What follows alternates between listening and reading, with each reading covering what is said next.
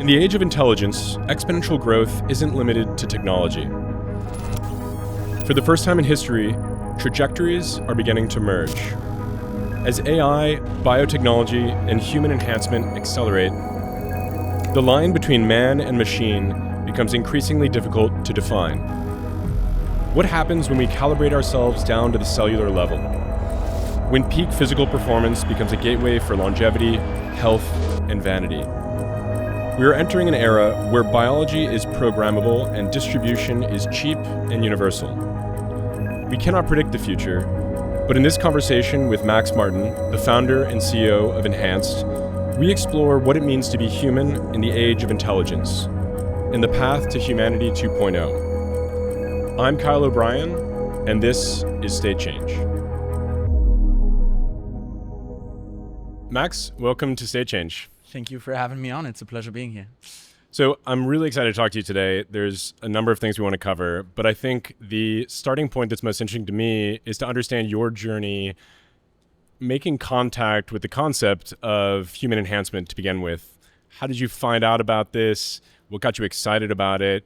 What motivated you to commit, presumably the next decade of your life to building out a project dedicated to it? Yeah, it's a great question. Look, I think the topic of enhancement is something that's been amongst all of us in a little touch point here, a little touch point there every once in a while, right? Growing up, I watched a lot of sports. One of my favorite tennis players actually tested positive for being enhanced and then got banned, which I found super, sad as a teenager. But then to the concept of enhancement in general, I think over the past, even 5 years, the topic of longevity, the topic of wellness, optimized health levels, etc., has been growing so much that it's been kind of becoming omnipresent for every one of us. I met in 2023 together with my business partner, Christian Angermeyer. We sat down with Aaron D'Souza, who had the original idea about the Enhanced Games. And Aaron presented that idea to us where he was like, look guys, enhancements in sports has been going on forever. People have been choosing to cheat since the introduction of these banned substance regulations, and most of them are getting away with it. So while every other area of profession, whether that's in Hollywood, whether that's executives, etc., people are capable of enhancing and taking advantage of science, why not allow it for athletes? The people that actually need it the most, because being an elite athlete is actually quite taxing on the body, right? Right. And we really left that idea. We felt that there was a lot of spillover from the work that you can do in sports for other people, and trying to destigmatize a space that's been stigmatized for too long, and really changing the way that athletes can take advantage of science for their health, right? Yep. And then we sat down, we really fell in love with the idea, Christian and I, and we invested big time into Enhanced. And since then, I've been working out the concept together with Aaron. And just one last point. And then quickly after, I started my own enhancement journey, because I never wanted to be in a position to speak to an athlete about what it means to be enhanced and just point towards research and previously walk the walk gathered data. yourself. Yeah. Exactly. You need to walk the walk yourself. And since I did that more than 2 years ago, it's been the best thing I've ever done to my body. And since then, I've really become obsessed with the topic and want to just share this now with the world. Well, you stole the second question right out of my mouth, which was, are you enhanced? And it sounds like the answer is yes. So maybe you can walk me through a bit about your protocol. What does that look like? Yeah, so I started more than 2 years ago with it. I started with a very basic protocol, and originally planned on taking many more substances than I actually ended up taking. And that's really shaped also the way that I think about now personalized protocols. And so for me, what it's all about is figuring out, whether it's for an athlete, whether it's for a regular person like ourselves, is finding a protocol that fits you specifically and your needs. So for me, this means like this on the first layer of personalization, this always means, who are you as an individual? What's your blood work like? Your body composition, etc. Some people, what I always say is, some people might like milk, others may be lactose intolerant. And so that's really the first layer. The second layer then is, what are the objectives that you're trying to achieve? For an athlete, this would mean, are you running the 100 meters or are you running the marathon? Yep. For a regular person, maybe something like, am I 25 years old training for my first marathon, or am I 65 looking for more energy to take my grandkids to the playground and play with them? Sure. And so really based on these two things. So my protocols since over the last 2 years have massively changed. I've been on protocol for a year until I stopped. I then stopped specifically to figure out what it does to your body once you stop with it again. But then since the beginning of this year again, I've been on it. And for me, it's been a combination of a variety of substances in different categories, because what the beauty is of personalization and taking it very seriously is that the protocol should change with you over time. As you develop, as your body changes, so should the protocol, to always make sure that you get from it what you need. Yeah. And lastly, just my philosophy overall is I'm not a fan of the more the merrier. I don't think that, people are trying to get, their hands on every peptide under the sun and Sure. stuff like this. I'm really more of the philosophy of a very targeted approach with clinically approved substances that help you get from where you are today to where you want to be, and then keep you there. You mentioned when you started your protocol and then maybe dialed it back a little bit that you had noticeable effects. What were those effects, and did it inspire you to go back to the original protocol, or is it just kind of a recalibration? Yeah, no, I love the question, and it's why I'm so obsessed with our product. Absolutely. When I think about traditional medicine versus enhancements, traditional medicine is all about something's wrong with you and you're trying to get back to your baseline. What enhancement is for me about, or performance medicine in general, you're already close to that baseline. But then with the help of science, you can enter into the space of beyond, the space of more. And you can tap into a pocket of potential for yourself that you otherwise couldn't tap into. And so obviously when you're in that space, you feel like a superhero, right? Yeah. I felt like going on protocol for the first time was for me like unbelievable. I've never noticed my body reacting so well to, nutrition, sleep, and exercise. And when you stop with it, you go back to your baseline because this space is only accessible with enhancements. And the substances are not addictive in any shape or form. But what is an amazing feeling is that feeling of being enhanced. Sure. And so when you're back to your baseline, you still remember how you feel, how you operate when you're enhanced. And so obviously you want to get back into that space. Yeah. Okay, so the enhanced games has no shortage of kind of media controversy, right? It's a very provocative topic. I think a lot of the criticism has been somewhat unfair or reactive. I want to read a couple of I would say the biggest overreactions in my point of view, and I'd love to get your response. But I'm really curious why you think there's such an intense backlash from the project that you're working on. And so we'll get into that in a minute, but I want to read a couple of just from some of the anti-doping agencies. So first one's from the World Anti-Doping Agency, quote, "A Roman circus sacrificing the lives of people purely for entertainment." From the USADA, "A dangerous clown show that puts profit over principle at the expense of kids across the world thinking they need to dope to chase their dreams." From the International Olympic Committee, "If you want to destroy any concept of fair play and fair competition in sport, this would be a good way to do it." So we sense a trend here, right? What is your initial response to that, and why do you think they've reacted so vociferously against what you're trying to build? So I would categorize it as maybe two underlying parallels that all these statements have together, right? The first one is that I think that people have the perception of what we're doing is extremely dangerous.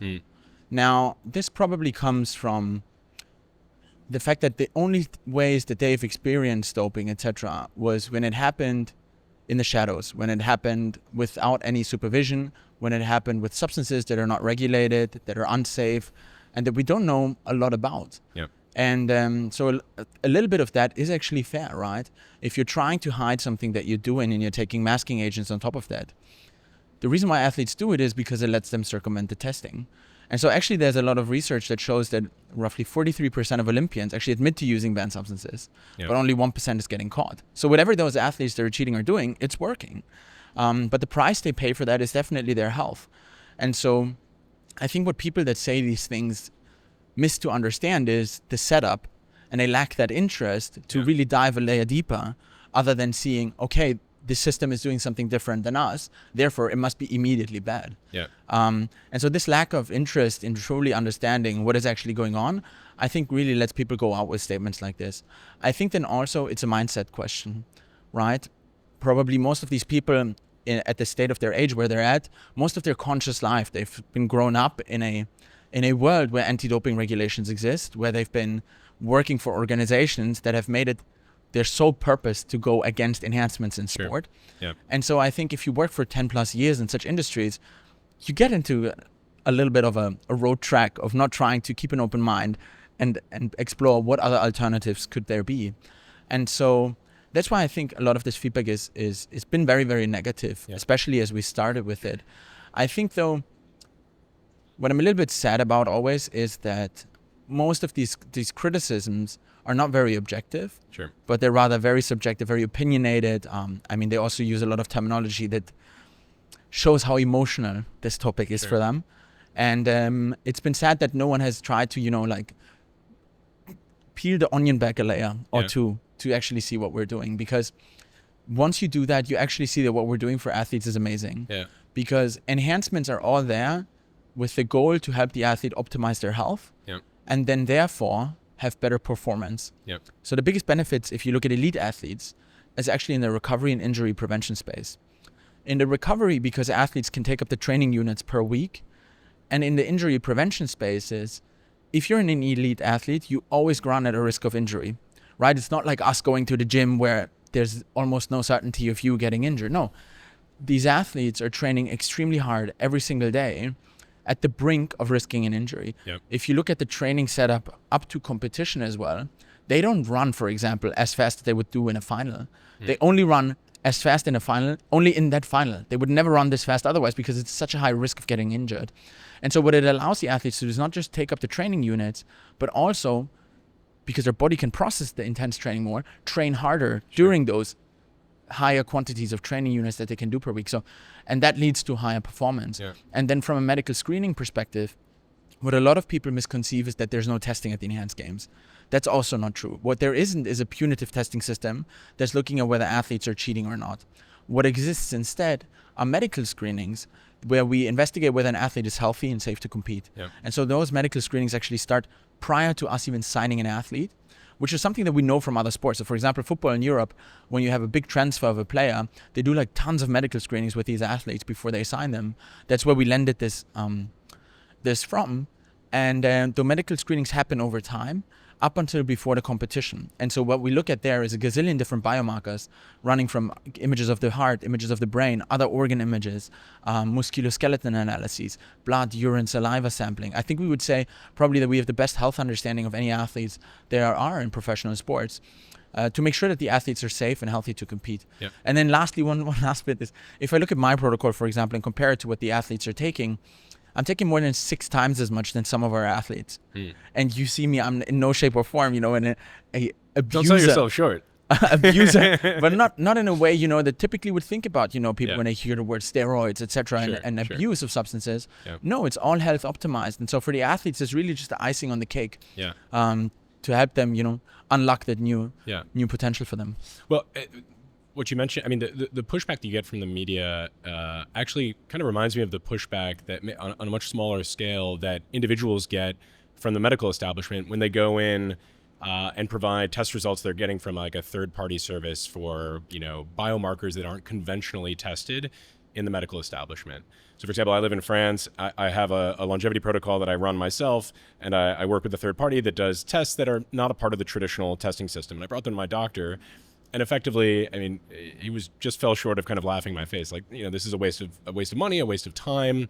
You're young, you're healthy. There's this kind of reactive approach to medicine that I think makes sense for the way that medicine has been practiced for the past 100 years, but that paradigm is shifting.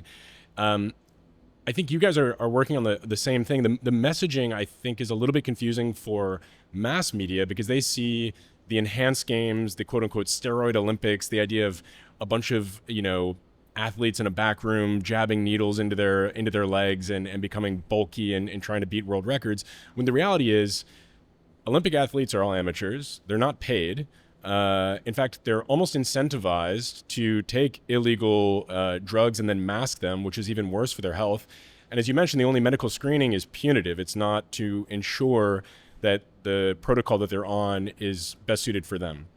And so you're kind of flipping the script here in what I would argue is a positive way, but all of the backlash is so negative. So maybe talk to me more about the overarching business here. You've got the enhanced games as this kind of, I don't want to reduce it to a marketing front end, but in a way it is a way to exemplify enhanced athletes, enhanced human beings. But behind the scenes, you also have a telemedicine company and you have a biopharma company. So walk me through how these three interconnect and what the overarching business plan is. Yeah. No, it's a good point. Maybe just one thing on what you previously said, right? As you experienced with your own doctor, it's super reactive. Yeah. And I think what this lacks as well is, the desire for progress and desire to advance. If you look at as well, for example, today, what is considered low testosterone is a value that's much lower than it was just 15, 20 years ago. And so we've become so accustomed to, bad nutrition, being outside, doing something manual, working, moving your body. Yeah. And we just accept that lowering the standards of our health is normal, and we just have to live with it. And I think, what we see a lot in the industry right now, especially when you think about longevity and wellness, people are like, I have everything at my fingertips. It's the year, obviously, like today is always when we have the latest research and the latest science available. Let's make use of it to think about our health differently, because we have secure water, roofs over our head, access to food. Let's make the best of the assets that we're all sharing, which is our body, and try to optimize it and therefore enjoy life to the fullest. Anyways, so on the business front, originally when we started with Enhanced, it was just about sports. The reason why we have built now a consumer platform to make enhancements accessible to people is because what I said in the beginning, right? It's such an amazing thing if you take care of your health properly that this needs to be shared with people. If we have, for the first year of the Enhanced Games, we have roughly 50 athletes. Say we have a new roster every year. We do this for 10 years. We have 500 athletes whose lives we've changed. Yep. That's already great, but it's way too little. We invest so much into the health of the athletes, into monitoring the impacts of the performance protocols, etc. And we generate so much knowledge with it. And that knowledge is what we make accessible now to the general public through our consumer platform. Being enhanced as well is nothing that's new. If you look at concierge medicine, or here in New York, you have a longevity clinic popping out the ground on every block at the moment, right? Yeah. Those are extremely expensive. Why? Not because of the substances. The substances are actually not that expensive. It's the access to the information that a doctor has who has experience and who is able to put you on a personalized protocol that's designed for you. And so what we take is all of the knowledge and the IP that we generate with the athletes in like the highest clinical and medical setting that you can think of, and take those learnings and make them accessible to the people through our product platform. And that's the reason why we want to do it, because we said so many more people can benefit from this. It's not just elite athletes. It's literally anyone in the world can benefit from enhancements. Yeah. And so fun fact, actually, like a category of people that's very much enhanced as well is orchestra musicians. Now, they obviously don't take anabolic steroids, but they take beta blockers to help them with stage fright. Really? So whatever you do, enhancements can help you become better at it. And what we don't want to see is people ordering stuff online that's unregulated, untested, and just injecting themselves. Yeah. Exactly. Just because they have such a big desire for it. We have such a good regulator. The FDA is really the gold standard in terms of global regulation of medical products. That we can take advantage of, the substances that are regulated, that can be compounded here in the US and prescribed by licensed doctors. And that's what we make available to people to share, this benefit of being enhanced.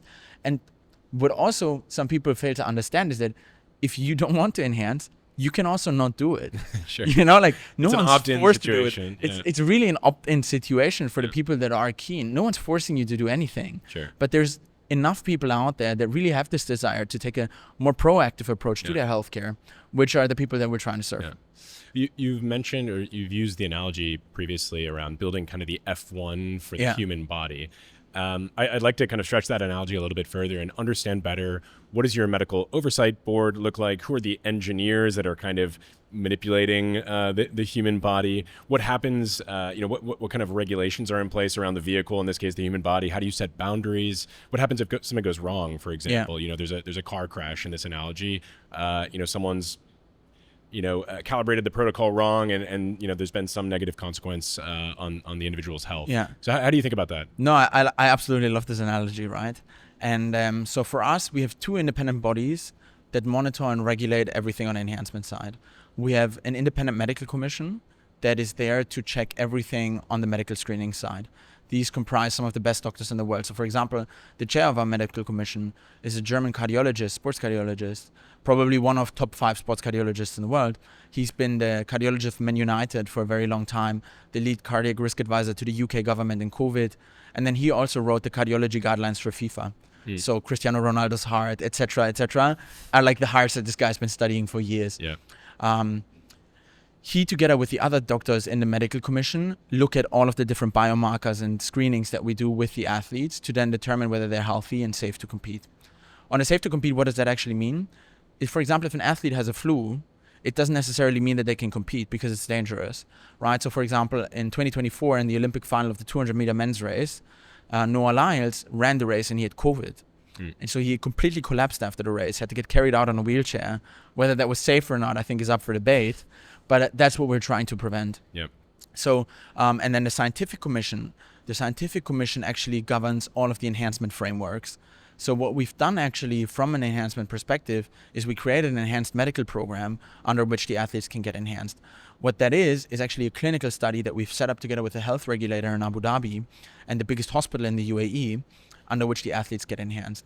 And so the athletes get then, why did we do it as a clinical study? Not because we're trialing any new substances. All of the substances that are part of it are already FDA approved. But the reason we did it is to just impose on ourselves the highest clinical and medical standards that there are and not get away with not doing it at the highest standards. And what the athletes then get is very tailored based on who they are and what their events are that they're competing in, personalized protocol recommendations as well. Yeah. So it's not that they get prescribed what they should be taking, but they get a suggestion of substances they can take. And then the athlete ultimately has the final choice on what they want to do. So these for me are the engineers.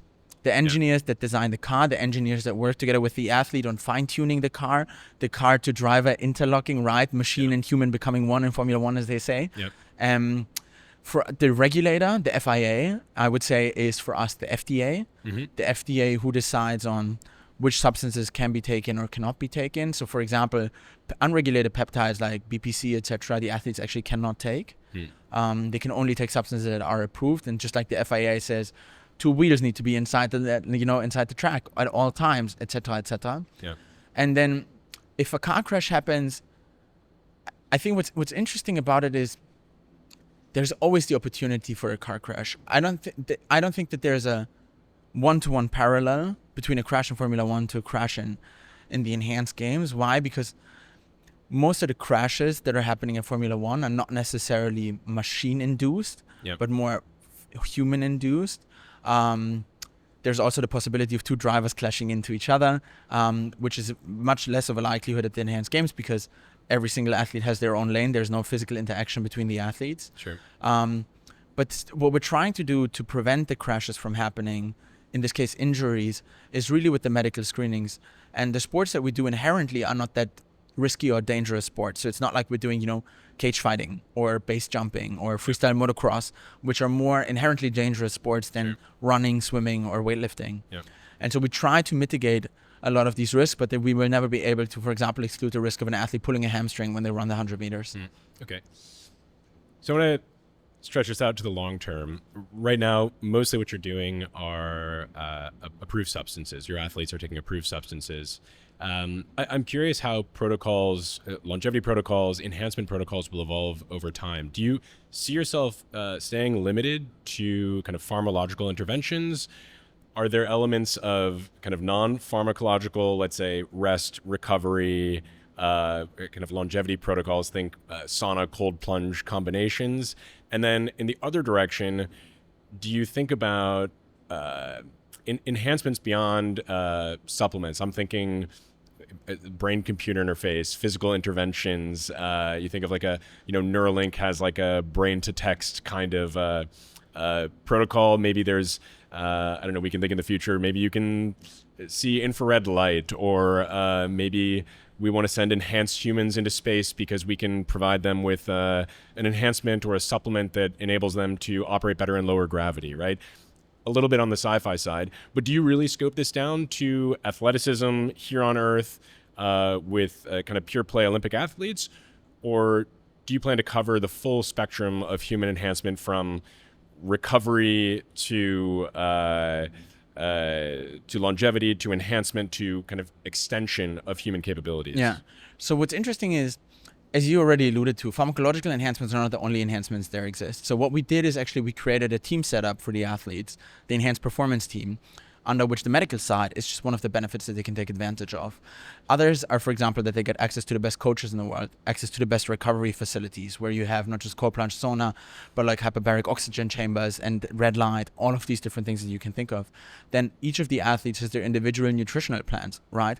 Which are optimized for their protein, carb, etc. intake, also depending on the sport that they do. We have mental support for the athletes. Sports psychologist. We have an ex-Navy SEAL now who's teaching them about competition mindset and helping them from that regard as well. There's so much more when you think about enhancement. Yeah. One enhancement that we actually seen, which had a massive effect as well, is financial. So for example, if you look at the Olympic system, most of the athletes actually don't make any real money. There's every once in a while a Michael Phelps, etc., who gets big brand deals. But most of the Olympic athletes actually need to indebt themselves to finance their training, to travel, etc. And by just having the athletes in a team setup where they get monthly stipends to just make sure that their rent's covered every month, their car payments are covered, their partners are taken care of, is actually such a lift on the athlete's mindset that they can just exclusively focus on their training, which is a massive enhancement in terms of performance too. Yeah. And so the medical side is definitely a very, very important one, but there's so many more things. And that asks you also and we will talk more about that later, but enhancement, what does it mean? It's really arbitrary, right? We have both our phones, we never leave them more than a meter away from us. Are we already enhanced, or do we need to first implant it into our hands to consider ourselves to be enhanced? I think for now, though, to come back to your question, we are just focusing on medical enhancements. We are explored in the past, and we actually held 2 conferences on human enhancement in the past, where we invited people from Paralympics to speak about the enhancements of equipment that the Paralympians use. Where we thought about, people have suggested to us with the track that we've been building, there's a regulation about how bouncy the track can be. There's been people, we've been looking at what water temperature should we have in the pool, what kind of salt level is this something that we want to play with? There's all regulated things. Obviously, the saltier the water, the easier you float. In swimming, you want to sit as much on top of the water as you can to get through it faster. But for now, we decided that we kept all of the regulations like in traditional Olympic system, with the sole difference that the athletes can enhance. Long term, I think what we have maybe a little bit too boring, I would say, in terms of what the more forward-thinking pioneers of the enhancement space are thinking about. Why? Because what we're looking to do is make enhancements accessible for everyone. And I think how you do that is with something that's understandable, something that's easier to digest. And while I really would, I'm very excited about where as society we stand in 200 years. I also know that we can't jump from today to where we want to be in 50 years without doing the individual stages that are required in between.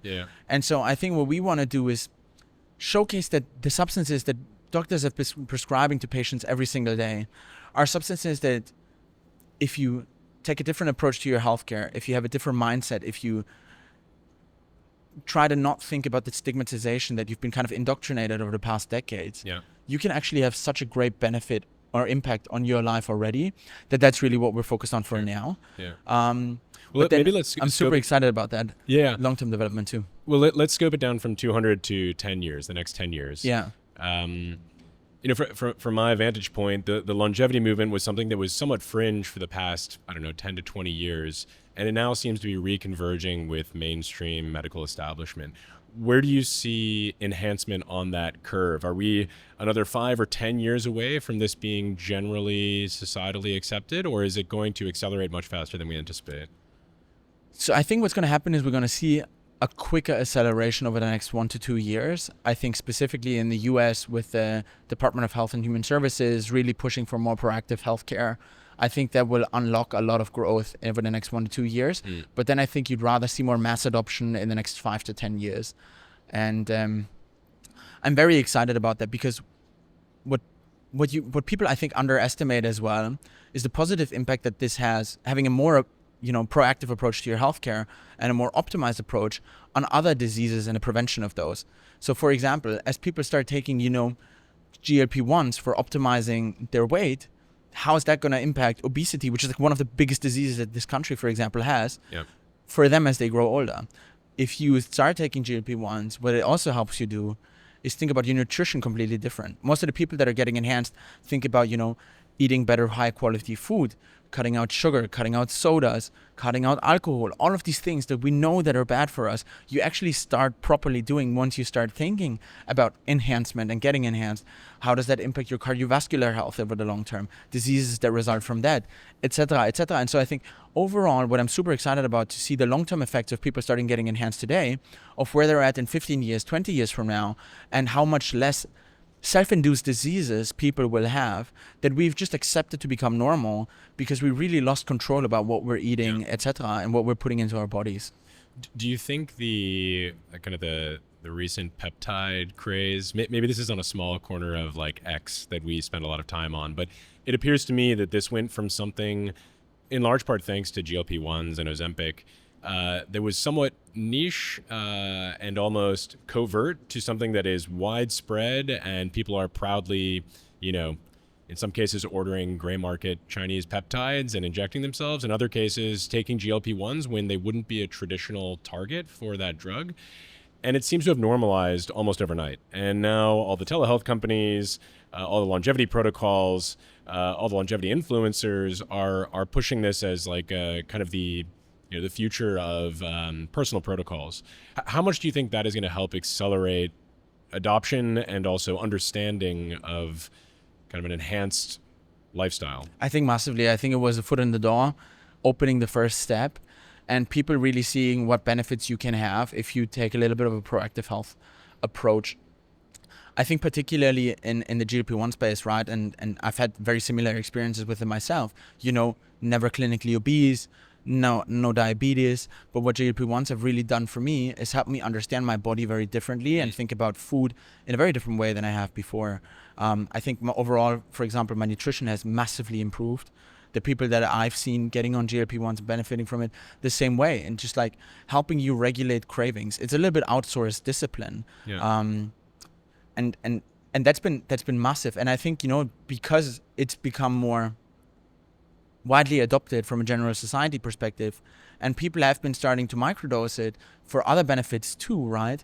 I think this has really been a gateway for people to think about what else is there. And the beauty of it is, right, GLP-1s are clinically approved substances that we know the risk benefits. Yeah. And this is really the area that and the pathway that we're pushing forward in, is there are FDA approved substances. You do not need to listen to your favorite influencer on TikTok that's telling you about their latest stack that they're taking of some research chemicals that they're putting into their body without clinical supervision. No, that's not needed. All of the substances that make you live enhanced and experience that space of more are clinically approved substances that you can get prescribed by doctors. Yeah. Okay, you used the term outsourced discipline that I really like. And it made me think of a conversation I was having the other day with a friend, which is the more and more AI creeps into our life, at work or in your personal life, I've started to kind of outsource some of my cognitive function to ChatGPT or Claude. So for example, if I were to do research for a paper that I was writing, I would spend time collecting the source material, I would read it, I would mark it up. And by virtue of going through that process, my brain was in effect training itself on the material, and there was some sort of kind of earned outcome there.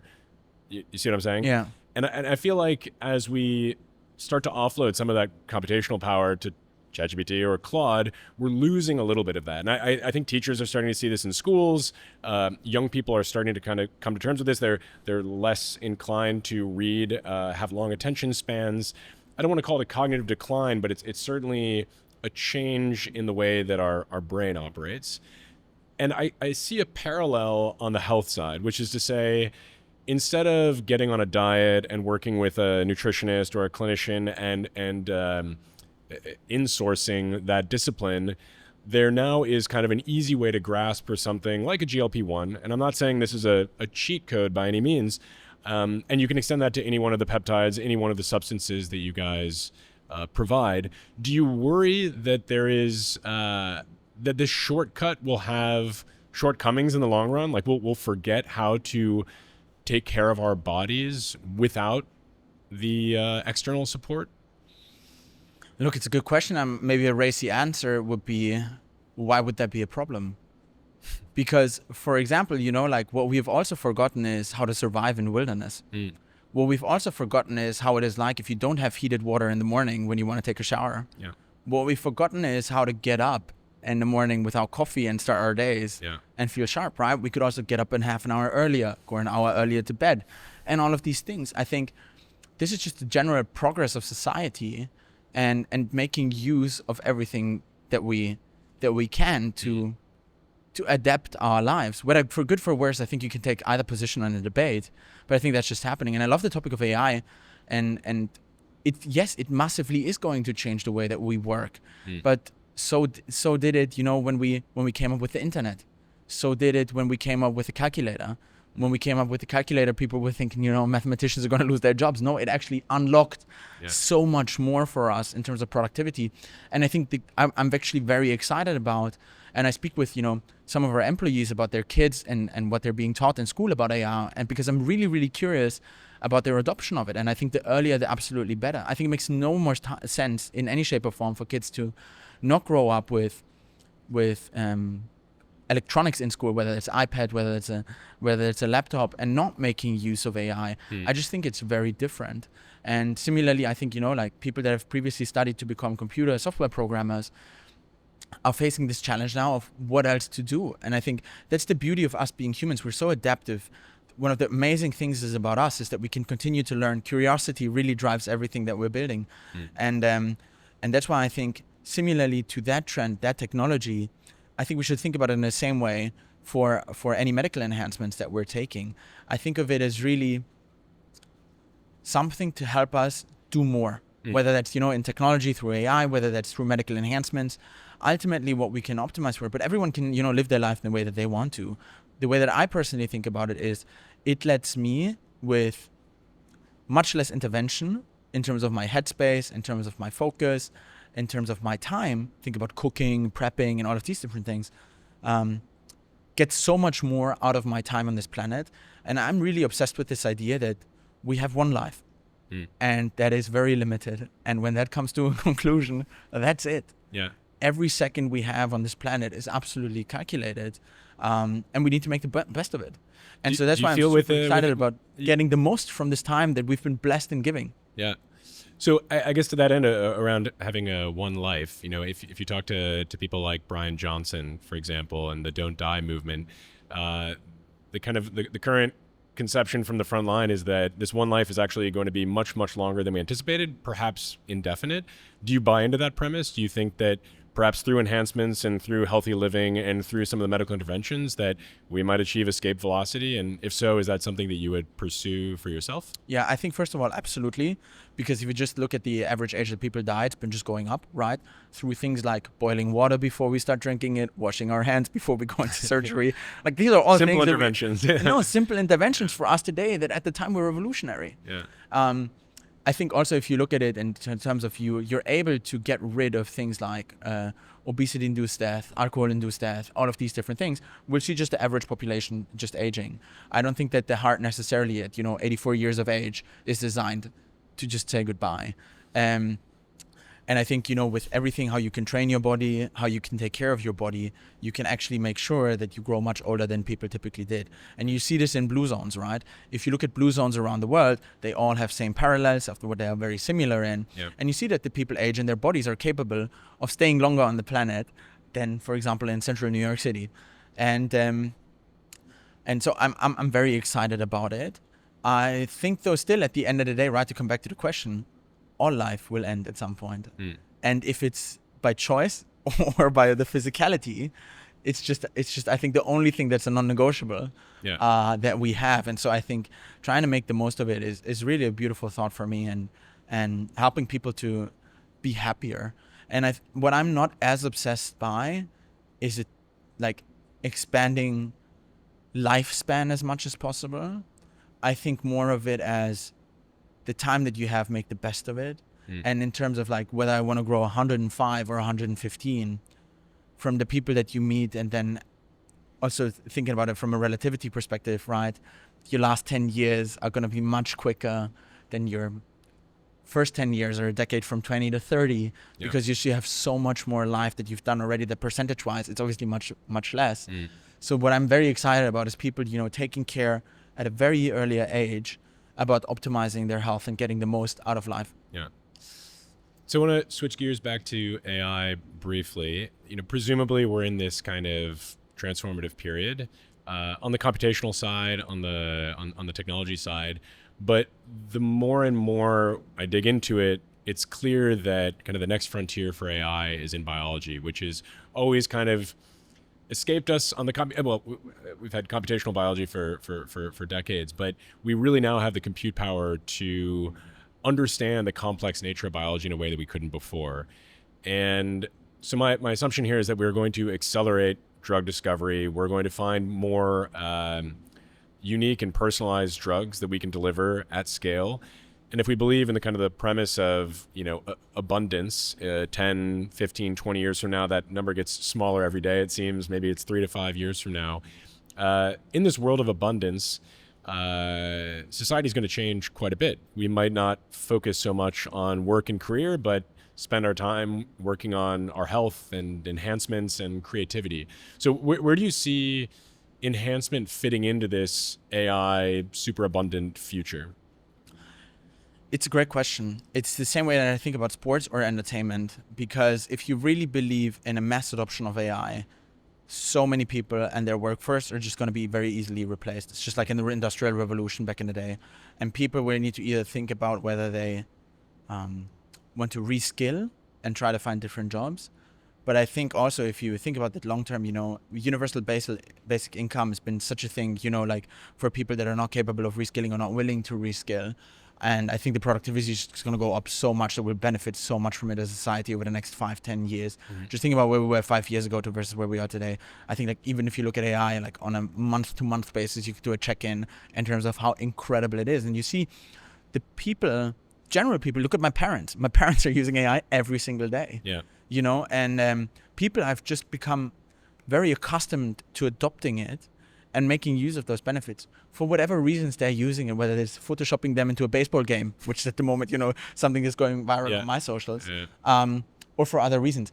So I think then once you believe that, and once you believe that people have more time on their hands, the people will focus it on what makes us humans, which is all emotionally driven, whether that's spending time together with other people, whether that's spending time on hobbies or entertainment, which is there to give us joy. But it's really everything for me very emotionally driven. Yeah. And what you want to do is you want to enjoy those things. Ideally, you're seeking, positive emotions. And the healthier you are, the more you can get out of that. The more you can get, at 65 years, more energy to run around a playground with your kids or grandkids. Or you can get bigger achievements from exercise and other things that give you, naturally a lot of endorphins through things like hiking, etc.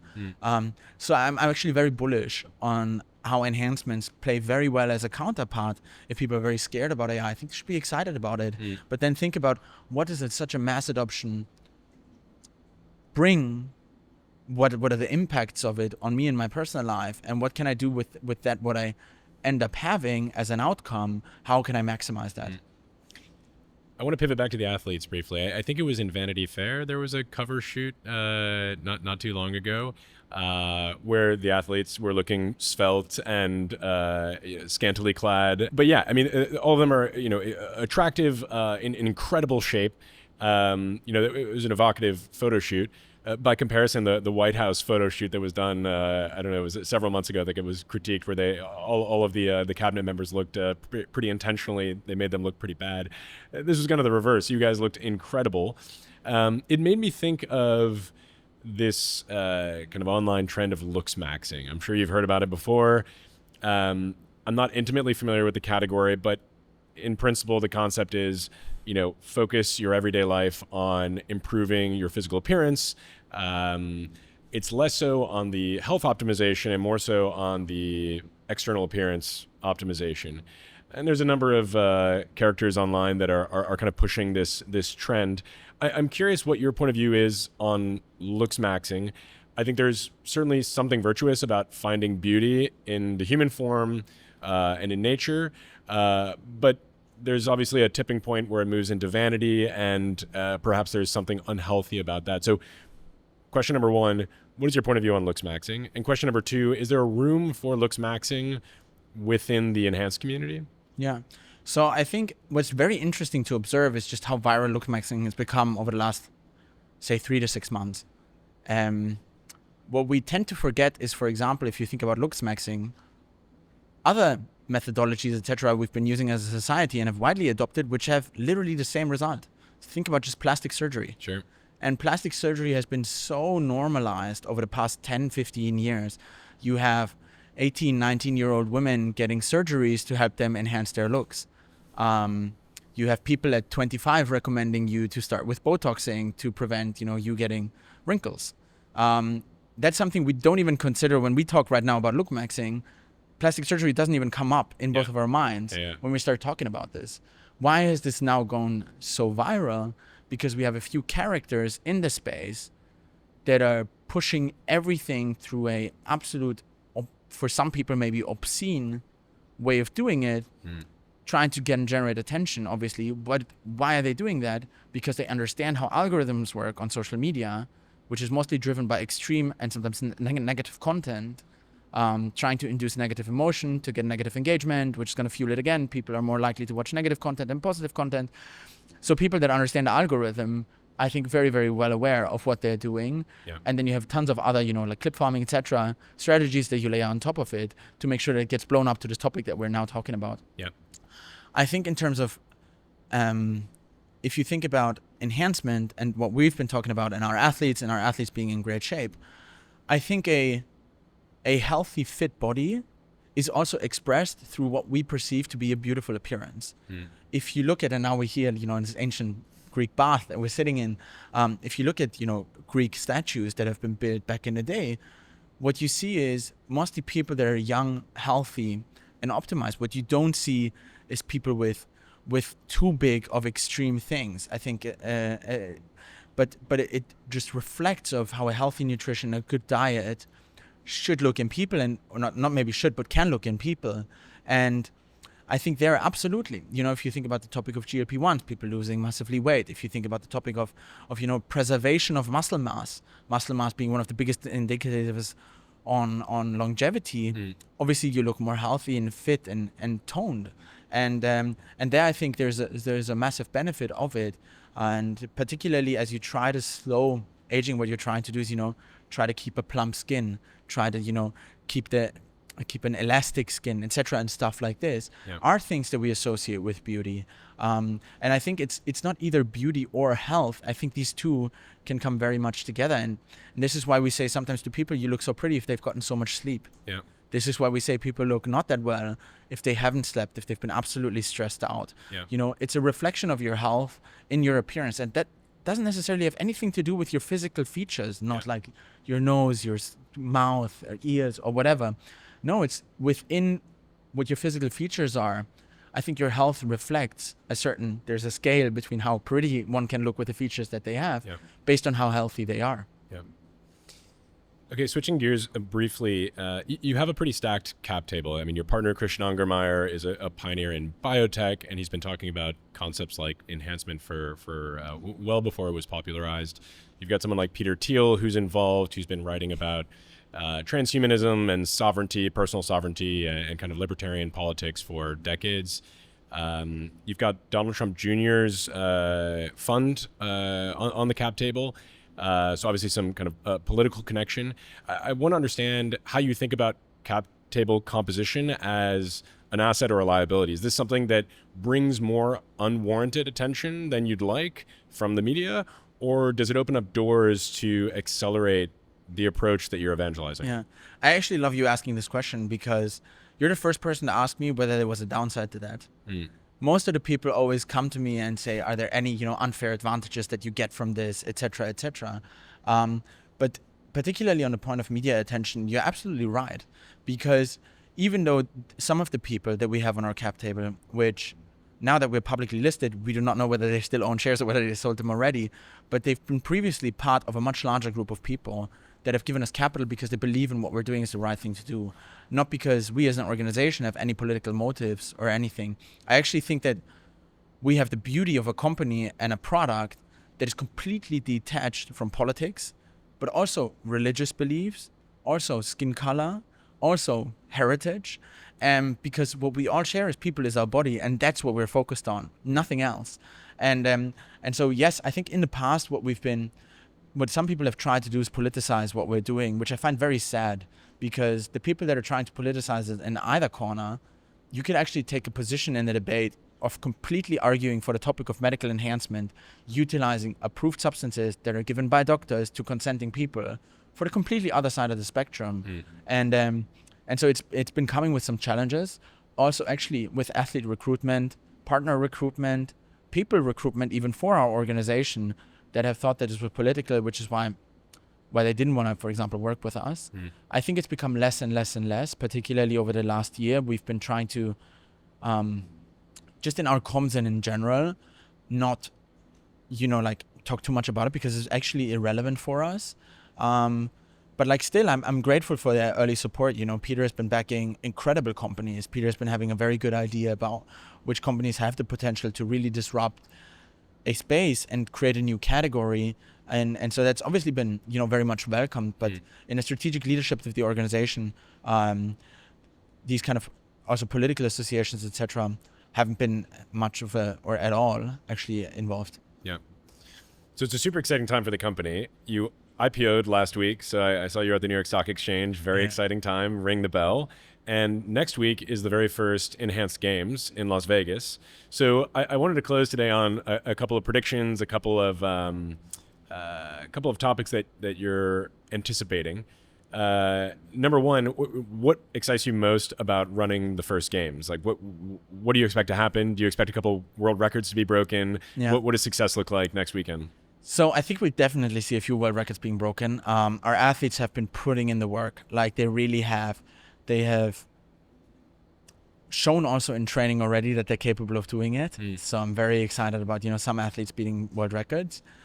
And but what I'm equally as excited about, to be honest, is athletes that are going to put up personal bests, and specifically athletes that are not at an age where you would expect them to have personal bests.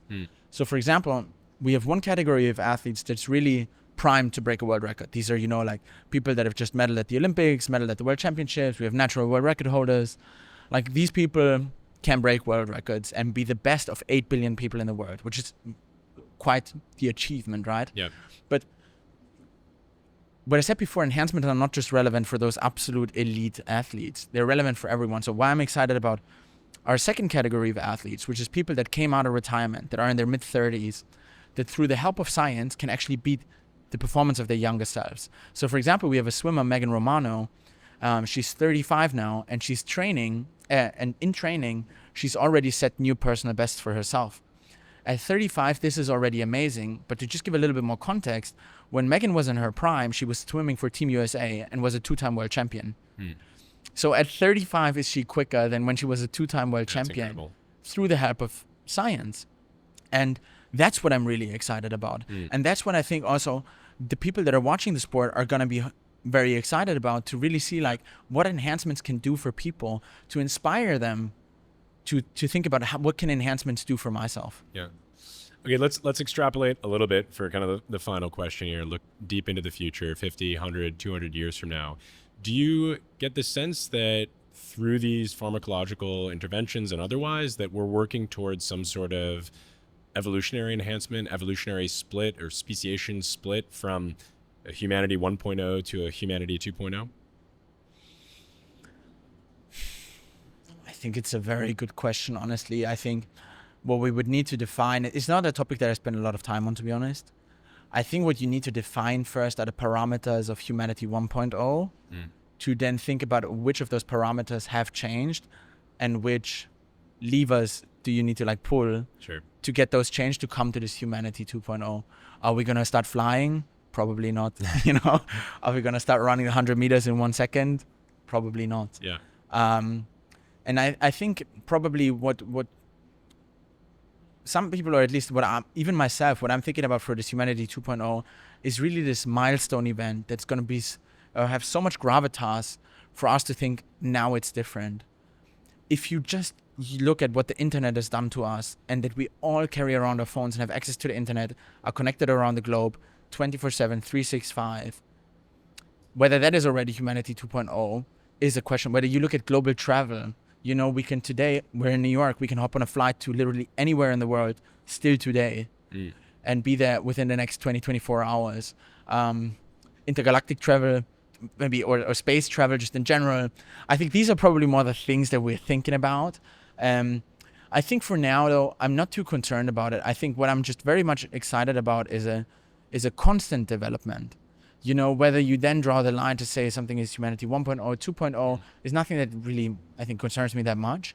But what I'm really interested in is, you know, us keeping true to what makes us special as people, you know, being curious, doing research, finding out new things, improving things, sharing those improvements with other people. And this is really what, you know, like wakes me up in the morning and makes me work. That's great. So we talked briefly about GLP-1s as this kind of tipping point for, I guess, the peptide category, something that kind of took the world by storm overnight, and we're still in the very early innings. I think only a few million people have taken it, and the people that could potentially take it are, I don't know, 80 million or something like that for obesity or obesity reasons, and even beyond that for other kind of health optimization reasons. I think Christian Engermeyer recently said that the total addressable market for vanity is 100%. So maybe we'll get there one day.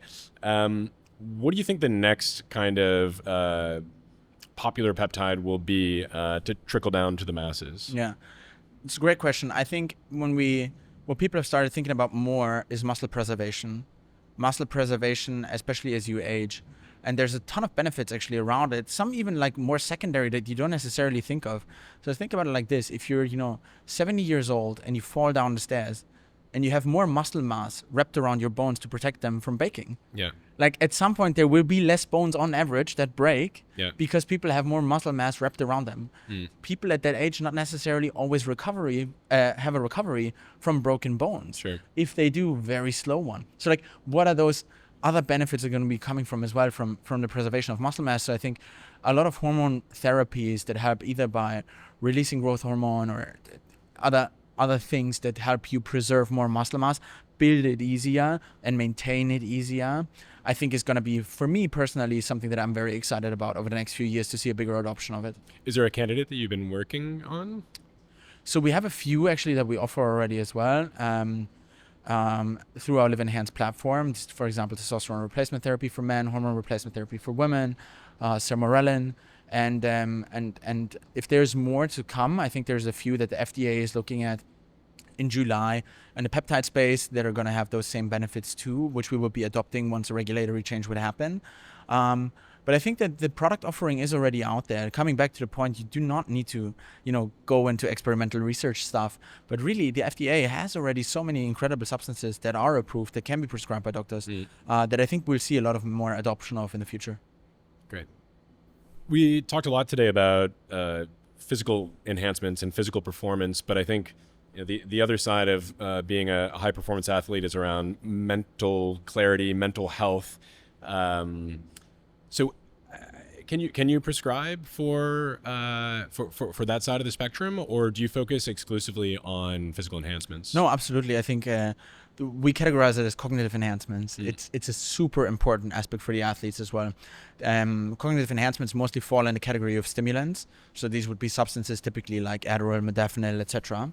That many people in other professions also use for cognitive enhancement benefits. So this is something that's available to the athletes as well that they're taking. It helps them also because still the sports, if you think about, just running or swimming or weightlifting, you don't necessarily think that these are technically very complicated sports, but they are. Technique is something that is extremely important at that level.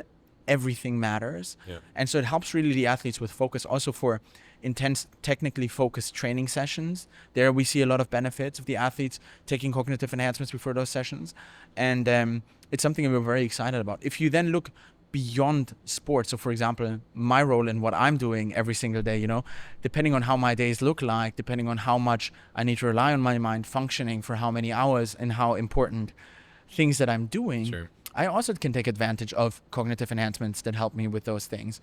And I think it's really amazing. And so for example, another category of athletes that takes a lot of cognitive enhancements is ping pong players. Oh, really? To help them with reaction time and focus. Sure.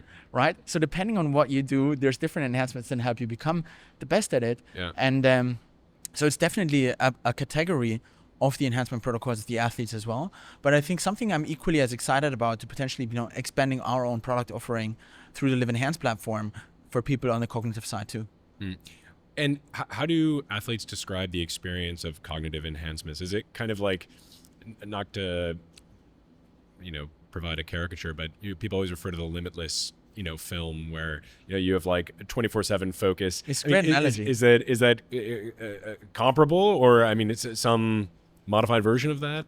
I think the modified, more or less Hollywood version of it is Sure. you're in the zone. Yeah. You're in flow state. Yeah. I think flow state is also something that's been talked about a lot, and something that people are excited about. I think if you ever experienced it, I think it's one of the most beautiful feelings you can have. Yeah. It's the meeting of, your set of skills with the difficulty of the challenge that you're facing.